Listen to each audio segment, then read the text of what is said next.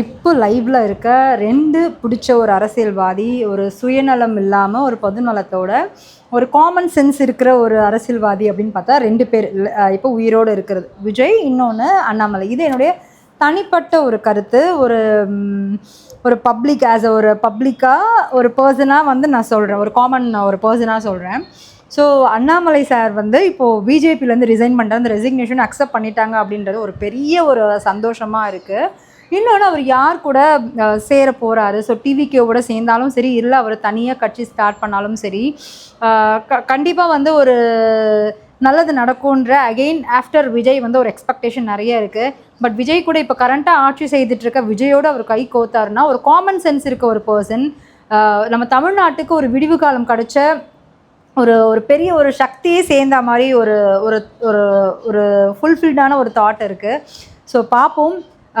So எப்படின்றது தெரியல. ஒரு proper ஒரு லீகல் ஒரு ஒஃபிஷியலான ஒரு அனௌன்ஸ்மெண்ட் வந்ததுக்கப்புறம் தான் பட் மேனிஃபெஸ்டேஷன் நம்ம ஸ்டார்ட் பண்ணுவோமே. சேர்ந்தாருன்னா நமக்கு ரொம்ப நல்லது. ஆஸ் ஒரு தமிழ் பீப்புளாக தமிழனுக்கு ரொம்ப ரொம்ப ஒரு பெரிய இன்னொரு சக்தி கிடைக்க போகுது அப்படின்ற மாதிரி ஒரு விஷயம். அண்ட் உதயநிதி சார் வந்து பேசியிருக்காரு, வெளிநடப்பு செய்துட்டார். அதுக்கப்புறம் இப்போ வந்து பேசியிருக்காரு ரொம்ப பகிரங்கமாக. கவர்ச்சி ஆட்சி வந்து விஜய் பண்ணிகிட்ருக்காரு, நீங்கள் வந்து ரீல்ஸில் மட்டும் பண்ணுறீங்க. உங்கள் அப்பா எங்கள் தலைவர் வந்து மிசா இதுக்கு வந்து ஜெயிலுக்கு போய் 1 இயர் இருந்தார்.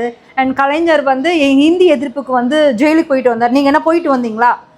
எனக்கு புரியல. அப்போ ஜெயிலுக்கு போயிட்டு வந்தாலே வந்து குவாலிஃபைடா ஒரு சிஎம்மாக இருக்கிறதுக்கு? என்ன உங்களுடைய தாட் ப்ராசஸ் புரியல. நீங்கள் ஏன் தோத்தீங்கன்றது இப்போ வரைக்கும் புரியாமல் பேசிகிட்டு இருக்கீங்க.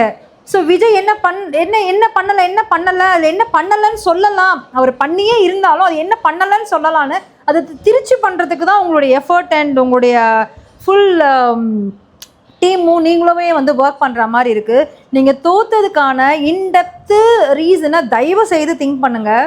நாங்கள் இதை நிறைய பேர் வந்து குமுறலோடு நிறைய பேர் வந்து சொல்லிட்டாங்க.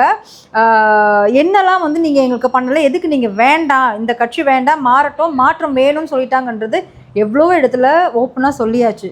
ஸோ இப்போ நீங்கள் என்ன பண்ணுறீங்க? இது வந்து ஒரு கவர்ச்சி ஆட்சி அப்படின்னா, உங்கள் அப்பா ஒரு இதில் சொல்லியிருக்காரு, இனிமேல் வந்து டீ கடையில் வந்து அரசியல் பேசாதீங்க, மீடியாவில் வந்து பேசுங்க. எனக்கு புரியல. அப்புறம் ஏன் வந்து ஜென்சி கிட்ஸை வச்சு நீங்கள் இப்போ வந்து ஒரு மீட்டிங் மாதிரி நீங்கள் போட்டிருந்தீங்க? புரியலை, என்ன சொல்ல வரீங்க? அண்ட் பல லட்சம் கோடி செலவு பண்ணி ஆடாக கொடுத்துட்டு இருந்தீங்களே யூடியூப்பில். ஐயோ, எப்படா இந்த ஆடு போகும்? எங்களுக்கு ஸ்கிப் பண்ணியே வந்து கை வலிச்சுது. இந்த எலெக்ஷன் நடக்கிற கொஞ்ச நாளைக்கு முன்னாடி நீங்கள் என்ன ட்ரை பண்ணீங்க? என்னுடைய பர்சனல் எக்ஸ்பீரியன்ஸு, நான் குளத்தூரில் லிவிங், பிரச்சாரம் விஜய் பண்ணும்பொழுது 1 டேக்கு முன்னாடி அந்த ரோட்டில் நான் வந்து ட்ராவல் பண்ணியிருக்கேன். ஏன் ஈவன் மார்னிங் கூட நான் ட்ராவல் பண்ணியிருக்கேன். ரோட் வாஸ் ப்ராப்பர், எந்த ஒரு பிரச்சனையுமே இல்லை. பட் அவர் அங்கே பிரச்சாரம் பண்ண வரும்பொழுது அன்வான்டாக அந்த ரூட்டில் இல்லாத பஸ்ஸை எதுக்கு அங்கே வரணும், எதுக்கு நீங்கள் பள்ளம் தோண்டி எதுக்கு ஒரு நெருக்கடியை கொடுக்கணும்? இது நான் என்னுடைய விட்னஸ், இது நான் பார்த்த ஒரு பர்சனல் எக்ஸ்பீரியன்ஸ். அண்ட் கரூரில் என்ன நடந்ததுன்றது தெரியும். அவர் ஏன் உங்கள் கட்சியிலேருந்து இது வரைக்கும் நீக்கலை? இதெல்லாமே நீங்கள் பண்ணியிருந்தீங்கன்னா உங்கள் மேலே ஒரு நம்பிக்கை வந்திருக்கும். தெரியல, நீங்கள் தோற்று போயிட்டீங்க.